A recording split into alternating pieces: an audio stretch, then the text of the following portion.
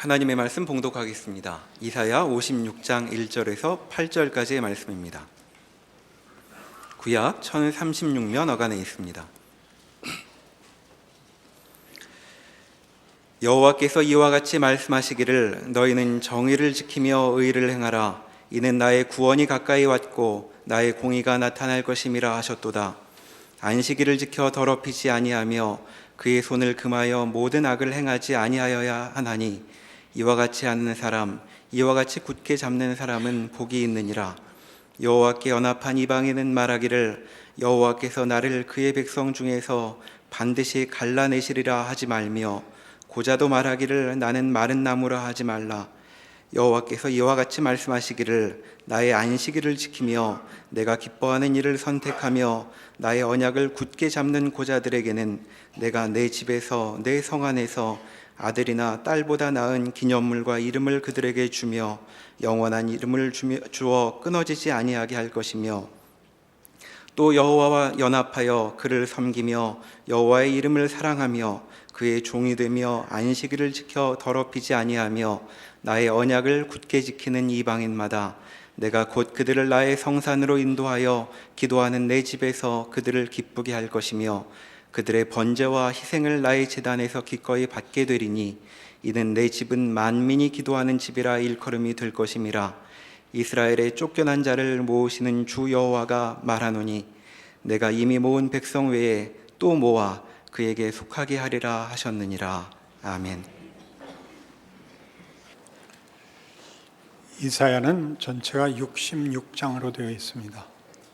1장에서 39장까지는 유다 왕조의 말기, 심판으로 가는 그 마지막을 기록하고 있죠. 이사야는 시작에서부터 하나님의 분노와 심판에 관한 경고들로 시작을 합니다. 하늘이여 들으라, 땅이여 귀를 기울이라. 내가 백성을, 내 자식을 양육하였거늘 그들은 자기 부모를 알아보지 못한다 라는 분노에 찬 하나님의 심판의 경고로 시작이 됩니다. 긴 장에 걸쳐서 저들의 죄악이 지적되고 그 중에 북왕조 이스라엘은 아수르에 망하고 히스기야 때까지로 이제 그 앞에 39장까지가 결말됩니다. 그 39장에서는 결국 바벨론에 의하여 남왕조 이스라엘도 멸망될 것으로 끝이 납니다.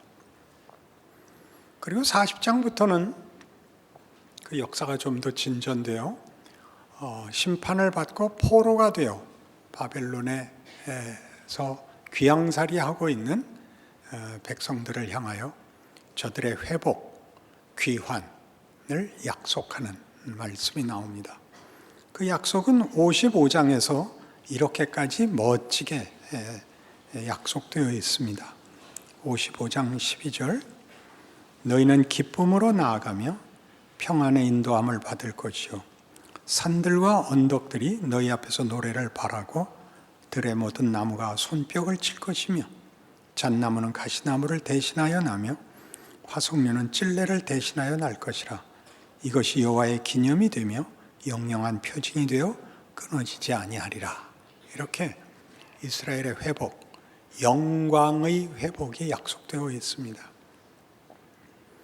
그리고 실제로 포로들은 귀환합니다. 남왕조 유다가 망하는 것은, 북왕조 이스라엘이 멸망하는 것은 기원전 722년, 남왕조는 586년에 망합니다.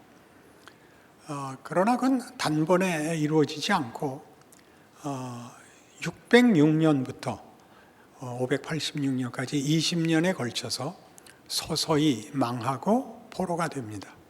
제1차 포로가 기원전 606년에 일어나고 마지막 586년에 제3차 포로가 일어나는 세 번에 걸친, 그리고 완벽한 이스라엘의 멸망, 남왕조 유다의 멸망, 성전의 파괴들이 일어납니다. 그리고 하나님의 약속대로 70년 만에 536년에 제1차 귀환, 그러니까 606년에서 70년 후인 536년에 1차 귀환으로부터 520년에 3차 귀환까지 세 번에 걸쳐서 유다 백성들은 원하는 자는 다 본국으로 돌아오게 됩니다. 그들은 절망과 낙담 속에서 이사야를 통한 이 위로, 하나님의 약속, 궁극적 승리, 그리고 그 포로기를 거치는 동안 신앙의 재정비, 정결과 회복 같은 것들을 겪었습니다. 그리고 돌아왔는데 56장에서 66장까지 증거하는 이사야에서 나오는 얘기와 같이 그 돌아온 것은 기대와 달랐습니다. 저들은 돌아와서 하나님이 약속하신 이 55장 12절 13절에 있는 산들이 노래를 부르고 그 가시나무를 대신해서 화석류가 나고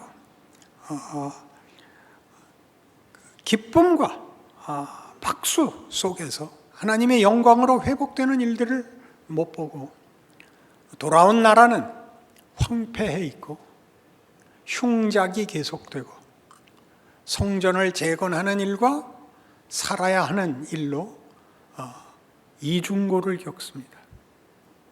게다가 거기에 포로로 유다 백성들이 잡혀간 때에 들어와 살게 된 거류민들이 텃세를 하고 이들의 귀환과 생활과 그리고 성전 짓는 일을 방해합니다.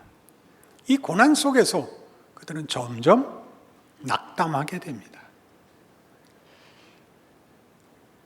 이사야 56장 이후에 나오는 이야기들은 그러니까 이런 역사적 사실들, 출애굽이라는 역사적 기억, 가나안 입국, 바벨론 포로, 귀환, 이라는 하나님의 성실하심과 약속과 그 약속의 성취를 가졌지만 자기네들이 기대한 것과는 다른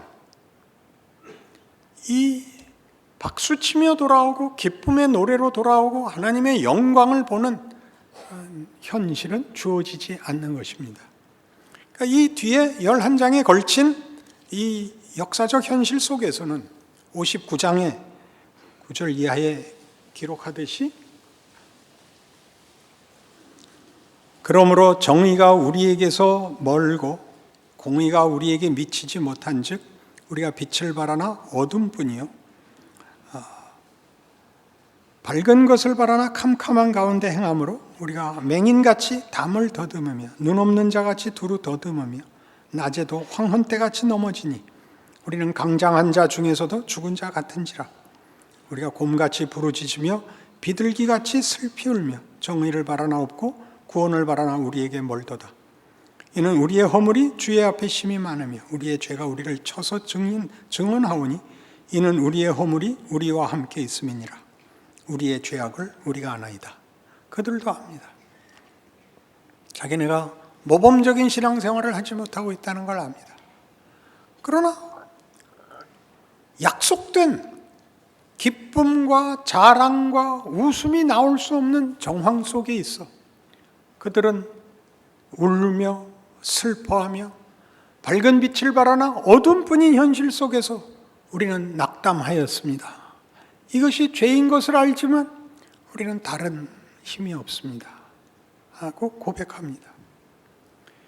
이 일들은 하나님 쪽에서 선지자 쪽에서 보면 좀 더 강력하게 꾸중이 되어서 그 꾸중의 대표적인 선지적 증언이 말라기 1장에 이렇게 나옵니다. 말라기 1장 6절 마태복음 앞에 있습니다. 구약성경 제일 끝 책이죠. 1장 6절 내 이름을 멸시하는 제사장들아 나 만군의 여호와가 너희에게 이르기를 아들은 그 아버지를 종은 그 주인을 공경하나니 내가 아버지일진데 나를 공경함이 어디 있느냐 내가 주인일진데 나를 두려워함이 어디 있느냐 하나 너희는 이르기를 우리가 어떻게 주의 이름을 멸시하였나이까 하는도다. 너희가 더러운 떡을 나의 제단에 드리고도 말하기를 우리가 어떻게 주를 더럽게 하였나이까 하는도다. 이는 너희가 여호와의 식탁은 경멸히 여길 것이라 말하기 때문이라. 만군의 여호와가 이르노라. 너희가 눈먼 희생물을 바치는 것이 어찌 악하지 아니하며 저는 것 병든 것을 드리는 것이 어찌 악하지 아니하냐. 이제 그것을 너희 총독에게 드려보라. 그가 너를 기뻐하겠으며 너를 받아주겠느냐. 만군의 여호와가 이르노라. 너희는 나 하나님께 은혜를 구하면서 우리를 불쌍히 여기소서 하여 보라. 너희가 이같이 행하였으니 내가 너희 중 하나인들 받겠느냐. 만군의 여호와가 이르노라. 너희가 내 제단 위에 헛되이 불사르지 못하게 하기 위하여 너희 중에 성전문을 닫을 자가 있었으면 좋겠도다. 내가 너희를 기뻐하지 아니하며 너희가 손으로 드리는 것을 받지도 아니하리라. 만군의 여호와가 이르노라. 해 뜨는 곳에서부터 해 지는 곳까지의 이방 민족 중에서 내 이름이 크게 될 것이라. 각처에서 내 이름을 위하여 분향하며 깨끗한 제물을 드리리니 이는 내 이름이 이방 민족 중에서 크게 될 것임이라. 그러나 너희는 말하기를 여호와의 식탁은 더러워졌고 그 위에 있는 과일 곧 먹을 것은 경멸이 여길 것이라 하여 내 이름을 더럽히는도다. 만군의 여호와가 이르노라. 너희가 또 말하기를 이 일이 얼마나 번거로운고 하며 코웃음치고 훔친 물건과 저는 것 병든 것을 가져왔느니라. 너희가 이같이 봉헌물을 가져오니 내가 그것을 너희 손에서 받겠느냐. 이는 여호와의 말이니라. 자, 굉장히 타락해 있죠. 쉽게 이래서 되겠습니까? 이렇게 말할 문제가 아니라 이렇게까지 될 현실 속에 있는 것입니다. 제사는 드려서 뭐해? 기도는 드려서 뭐해? 라는 현실까지 떠밀려 있더라는 얘기죠. 무슨 약속, 무슨 역사 속에서 여기에 왔다고요? 출애굽이 있고 만나를 먹고 구름 기둥과 불 기둥의 인도함을 받고 젖과 꿀이 흐르는 땅에 기업을 받으며 하나님의 크신 이름으로 성전을 짓고 신앙을 유지하던 그 민족이 타락하여 부패하여 하나님께 심판을 받아 바벨론의 포로가 되고 거기서 하나님이 너희가 잘못했지만 나는 너희와의 약속을 포기하지 않겠다라는 하나님의 약속의 영원성과 은혜와 긍휼의 무한함으로 돌아와 회복된 자리에서 이럴 바에는 뭘 회복시켜 줬을까 싶은 자리에까지 떨어진 이스라엘 민족이 겪었던 역사적 사실을 증언하고 있습니다. 의아롭지 않습니까? 애굽에서 10가지 재앙을 같이 보고 홍해를 건너게 한 민족이 하나님을 배신한 출애굽기 사건도 우리에게는 의아롭고 바벨론 포로를 당하고 거기서부터 구원이 이루어져 페르시아 왕 고레스에 의하여 귀환이 허락되고 돌아와 다시 자기 나라와 민족의 정체성을 회복할 수 있고 성전을 다시 지을 수 있게 되었으나 그런 모든 약속들을 지켜낼 만한 어떤 현실적 확인을 가질 수 없어서 무너져 내린 이 역사적 사건은 이스라엘은 왜 그랬을까가 아니라 하나님은 왜 이런 식으로 일을 해서 그들을 낙심케 했을까? 그리고 오늘날까지도 하나님은 왜 이렇게 그들의 백성을 다루실까? 라는 대로 이렇게 연속성 있게 연결되어 있습니다. 그렇지 않습니까? 여러분 모두는 만족과 감사 속에 있을 리가 없습니다. 그렇다면 이런 얼굴로 앉아 있을 수는 없습니다. 속일 수 없는 얼굴. 이게 뭔가? 좋다. 이게 뭔가? 무슨 기대가 있는가? 번거롭지요. 시간이나 맞춰 끝내 주십시오. 무슨 얘기인들 우리가 못 들어본 게 있습니까? 예, 저 회심했습니다. 저 구원의 확신이 있습니다. 죽으면 천국 갈 줄 알고 있습니다. 그러나 사는 건 고달픕니다. 하나님 생각이 있으시면 일찍 데려가 주십시오. 그 이상 우리가 뭘 바라겠습니까? 다 해봤잖아요. 역사 속에 있었다는 것이 이상하지 않아요? 여러분이 처음 겪는 것이 아니라는 게 교회사 내내 겪었던 일이라는 게 놀랍지 않습니까? 그러니 다시 돌아와. 하나님은 왜 이렇게 일을 하시는가? 그 일은 무엇을 만들어냈는가? 라고 물으셔야 됩니다. 그렇지 않으면 우리 인생과 우리 현실을 하나님과 분리해서 살 수밖에 없지 않습니까? 주일날 와서 최소한의 책임을 하고 나머지는 알아서 살고 하나님과 관계없는 날로 살고 완전히 놓지는 않고 겁이 나죠. 사는 동안 고생해도 좋은데 죽은 다음에 지옥 갈 수는 없으니까. 그러니까 그것만은 하나 붙잡고 있는 그런 형국이 되지 않았나요? 너무 심하게 뭐라 그랬을까요? 초등학교 들어가니까 선생님이 그랬습니다. 얼굴에 다 써 있어. 거짓말하지 마.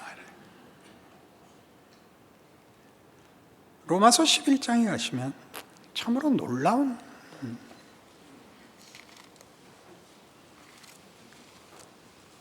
성경의 증언이 나오는데 기억할 만한 것입니다. 로마서 11장 30절. 너희가 전에는 하나님께 순종하지 아니하더니 이스라엘이 순종하지 아니하므로 이제 긍휼을 입었는지라. 이와 같이 이 사람들이 순종하지 아니하니 이는 너희에게 베푸시는 긍휼로 이제 그들도 긍휼을 얻게 하려 하심이라. 하나님이 모든 사람을 순종하지 아니하는 가운데 가두어 두시면 모든 사람에게 긍휼을 베풀려 하심이로다. 참으로 모를 일입니다.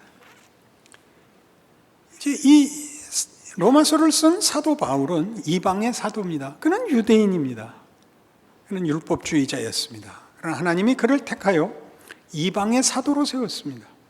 그가 이방으로 간 것은 본인의 뜻이 아니고 하나님의 뜻이며 그가 이방으로 뛰어간 것은 유대인들이 말을 안 듣고 사도 바울을 반대하고 내쫓았기 때문에 할 수 없이 이방으로 쫓겨가고 이방의 사도가 되었습니다. 이방인들이 지난 기독교 2000년을 보시면 우린 기독교죠. 유대인들은 유대교입니다. 그들은 아직도 메시아를 기다리고 있습니다. 예수 안에서 구원이 어떻게 성취되었는지 아직 믿지 않고 구원을 기다리고 있습니다. 예수는 그냥 선지자일 뿐입니다. 메시아로 인정하지 않습니다. 그래서 이 기독교는 같은 하나님, 유대인이 믿는 그 하나님을 믿는데도 예수로 증거된 하나님을 믿는다라는 뜻에서 그리스도교, 그 크리스트죠, 크리스토를 한문으로 써서 음독을 하자 기독교가 됐죠. 기독, 한문으로 쓰고 한글로 읽으니까 기독교. 그래서 기독교입니다.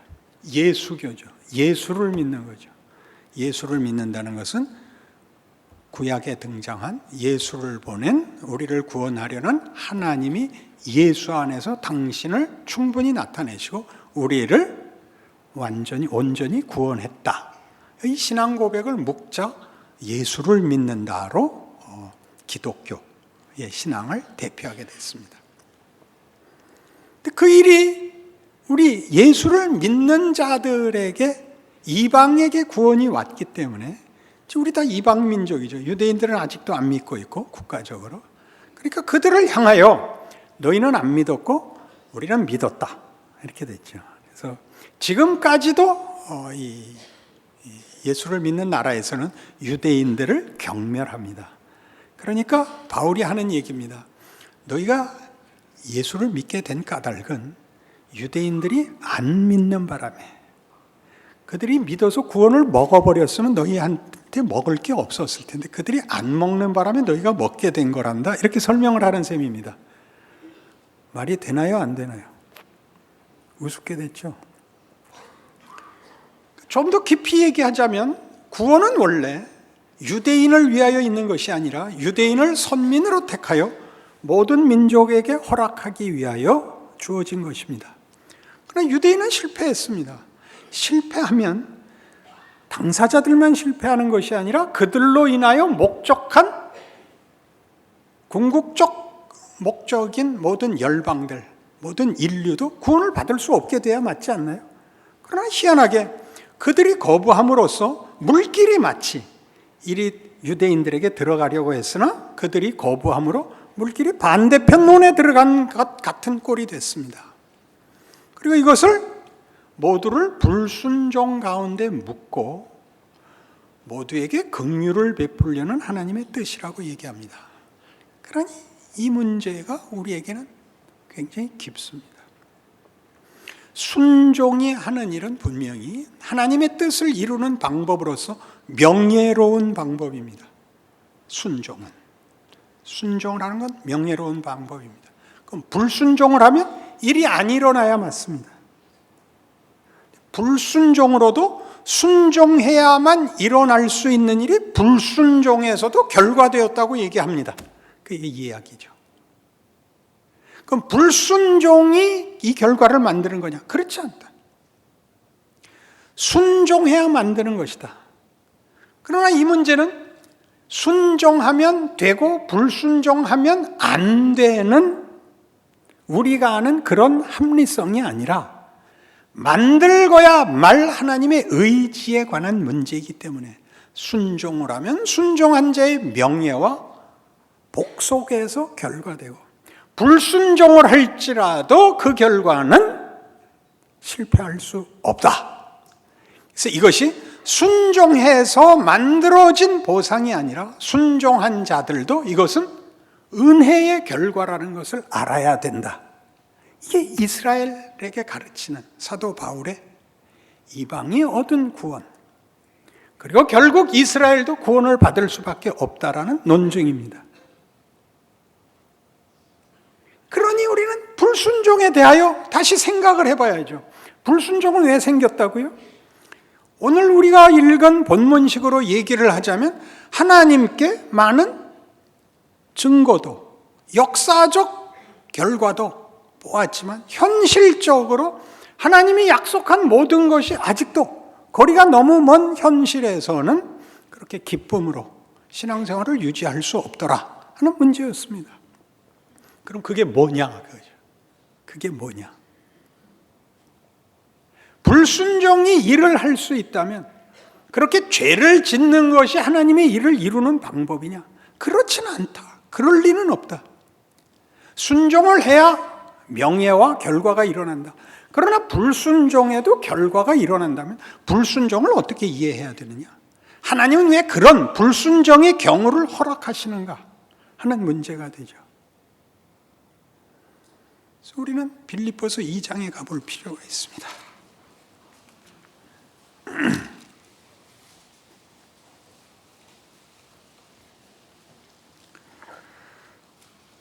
너희 안에 이 마음을 품으라. 2장 5절입니다. 곧 그리스도 예수의 마음이니 그는 근본 하나님의 본체시나 하나님과 동등됨을 취할 것을 여기지 아니하시고 오히려 자기를 비워 종의 형체를 가지사 사람들과 같이 되셨고 사람의 모양으로 나타나사 자기를 낮추시고 죽기까지 복종하셨으니 곧 십자가에 죽으심이라.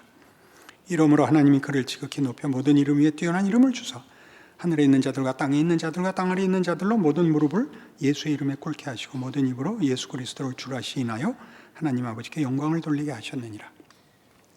예수가 하신 일은 죽음까지 가는 거였습니다. 그 죽음을 영광으로 돌리는 것은 하나님이 하시는 일입니다. 부활을 만들기 위하여 이 죽음의 길을 가는 것이 아니라 죽음의 길로 간 것을 바꾸는 것은 하나님이 하는 일입니다. 여기엔 인과관계가 없습니다. 예수는 이 길을 가기 싫어서 아버지께 이렇게 기도했습니다. 겟세마네에서 아버지 할만하시거든 이 잔을 내게서 비켜주시옵소서입니다. 그건 부활로 가는 길이 아닙니다. 죽음으로 가는 길입니다. 그 길을 예수께서 걸으셔서 죽어버리셨습니다. 하나님의 본체시나 하나님과 동등됨을 취할 것으로 여기지 않고 비우시고 사람의 모양으로 자기를 낮춰 나타나사 죽기까지 순종해서 죽어버리셨습니다. 여기는 다 절망밖에 없습니다. 예수의 죽음이 가지는 그 내용을 보시면 거기는 오해가 있고 시샘이 있고 원망이 있고 의심이 있고 배신이 있고 그리고 고난이 있고 죽음이 있습니다.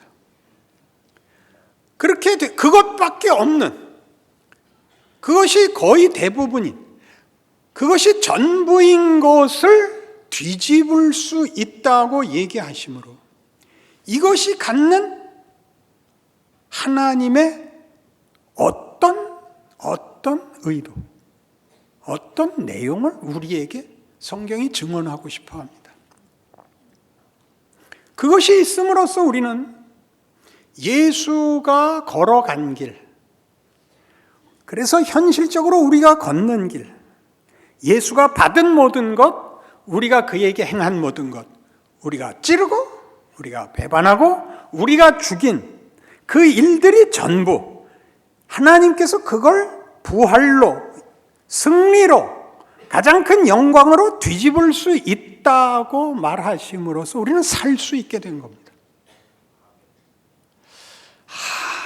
지금 아멘 하는 사람은 끝나고 저 좀 보셔도 됩니다. 이건 뭐 굉장히 센 겁니다. 한 30분 지나야 나올 아멘이. 그러니까 오늘 본문을 보시면, 본문에 돌아가 보세요. 굉장히 놀라운 지금식의 설명이 나옵니다. 2절, 56장 2절. 안식일을 지켜 더럽히지 아니하며 그의 손을 금하여 모든 악을 행하지 아니하여야 하나니 이와 같이 하는 사람, 이와 같이 굳게 잡는 사람은 복이 있도다. 안식일을 지켜라, 안식일을 제대로 지켜라 라는 뜻은 모든 초점이 하나님께로 가는 겁니다. 하나님의 창조를 기념하는 날이 안식입니다. 하나님께로 모든 시선이 모아지죠. 그러나 이스라엘은 무슨 실패를 하느냐 하면 선민이라는 민족적 우월감에 사로잡힙니다. 하나님은 이스라엘의 하나님이십니다. 그들에게 복을 주기로 약속했기에 그들은 복을 받을 수밖에 없고, 하나님의 언약은 영원하다는 증거로 그들은 잘못에도 불구하고 늘 회복됩니다. 늘 회복됩니다.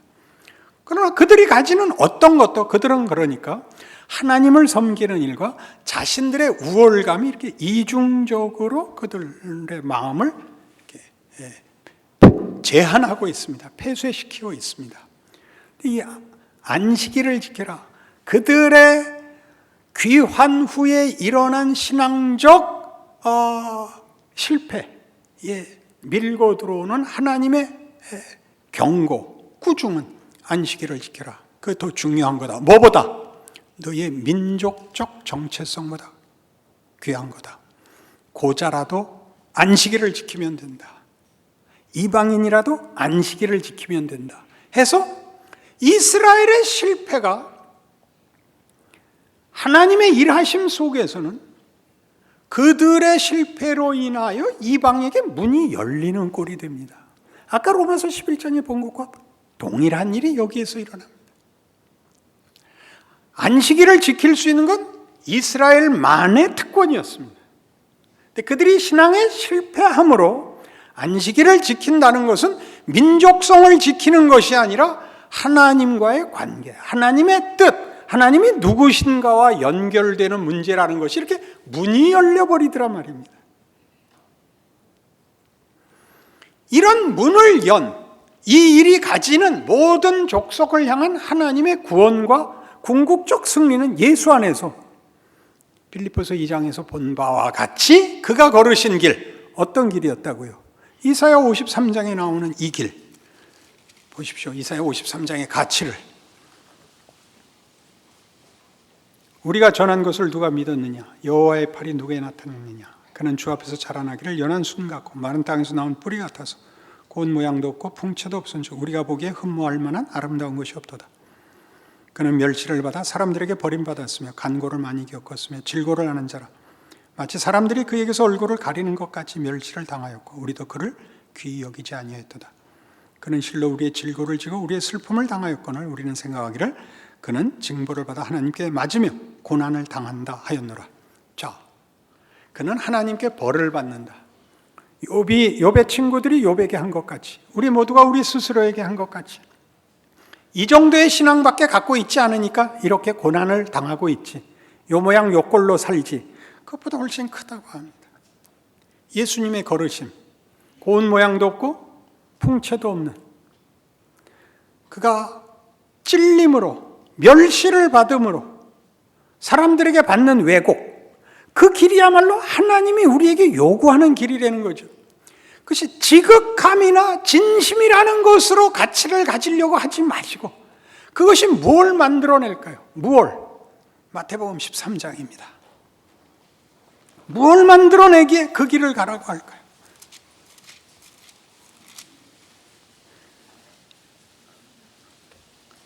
마태복음 13장은 씨 뿌리는 비유로 시작을 합니다. 이 비유가 어려워서 10절 제자들이 예수께 나와 이르되 어찌하여 그들에게 비유로 말씀하시나이까? 대답하여 이르시되 천국의 비밀을 아는 것이 너희에게는 허락되었으나 그들에게는 아니 되었나니 무릇 있는 자는 받아 넉넉하게 되되 없는 자는 그 있는 것도 빼앗기리라.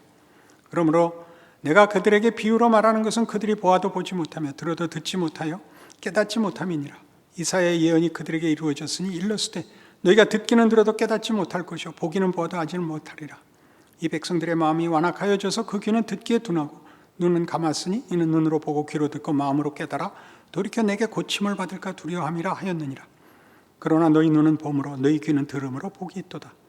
내가 진실로 너희에게 이르노니 많은 선지자와 의인이 너희가 보는 것을 보고자 하여도 보지 못하였고 너희가 듣는 것들을 듣고자 하여도 듣지 못하였느니라.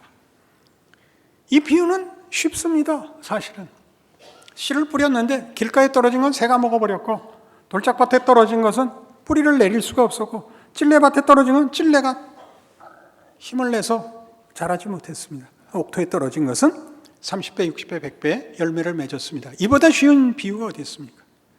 제자들이 듣고 못 알아들었습니다. 바보라서가 아닙니다.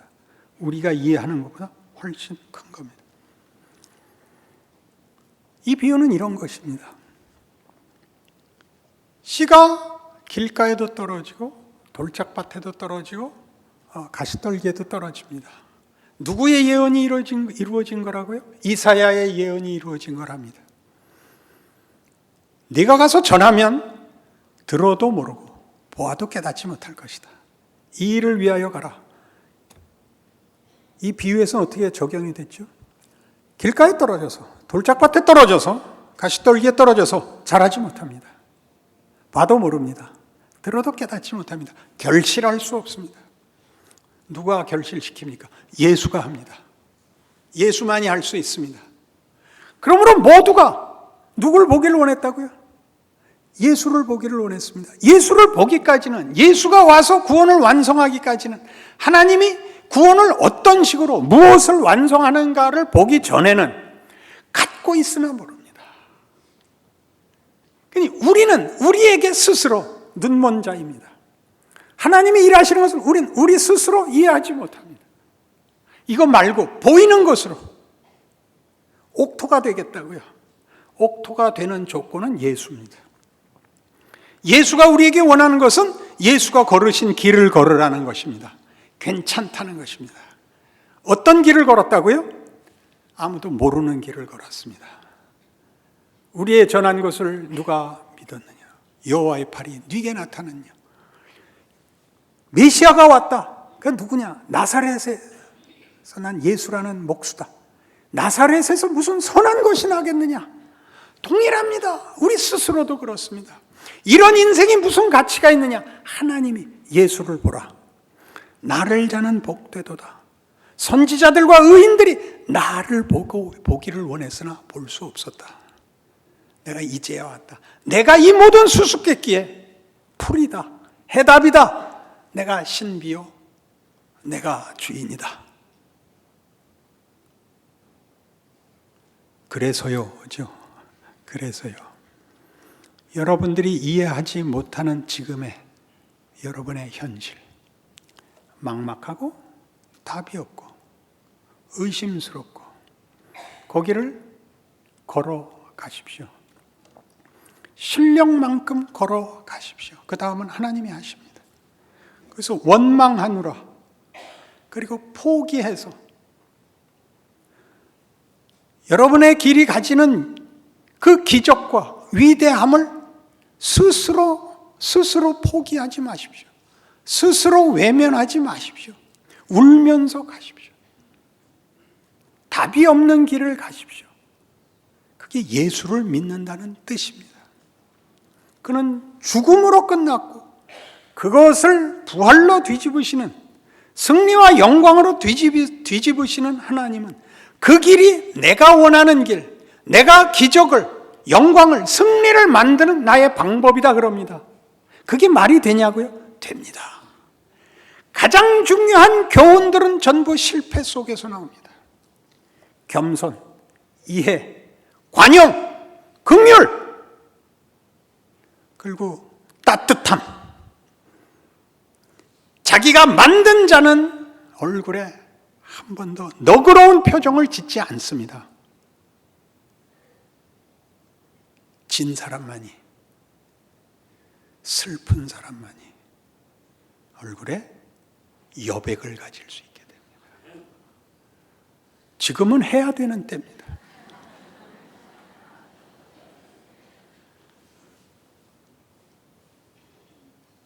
여러분의 인생 속에서 내가 예수 믿는 거 맞나? 하나님이 나를 사랑하는 거 맞나? 그렇게 생각하는 거 정상입니다. 하나님께서 여러분의 곤고한 인생을 뒤집어 영광과 예수 안에서 이루신 일에 함께 묻고 일하고 계시다는 걸 아는 그런 충성과 자랑이 있으시기를 바랍니다. 아멘. 기도하십시다. 하나님 아버지 은혜를 감사합니다. 우리의 인생이 예수를 보내신 하나님 안에서 기적이요, 하나님의 능력이요, 지혜임을 믿습니다. 우리는 인내하고 순종하고 겸비하고 그리고 무엇보다 믿음을 가져야 맞습니다. 하나님, 하루하루 우리가 쉬는 한숨과 흘리는 눈물 속에 예수의 구원을, 용서를, 회복을, 은혜를 담는다고 깨닫게 하사 충성하게 하옵소서. 감사할 수 있는 자리까지 가게 하옵소서. 우리가 사는 세상 앞에서 우리가 십자가가 되고 은혜가 되고 기적이 되고 감사가 되게 하옵소서. 지금은 우리 주 예수 그리스도의 은혜와 하나님 아버지의 극진하신 사랑과 성령님의 동행하심이, 예수를 믿고 산다는 고백이 가지는 위대함과 신비를 품에 안고 낙심하지 말고 용기를 가지고 믿음으로 살아야 한다는 사실을 기억하고 돌아가는 심령들 위해 영원토록 함께 있을지어다. 아멘.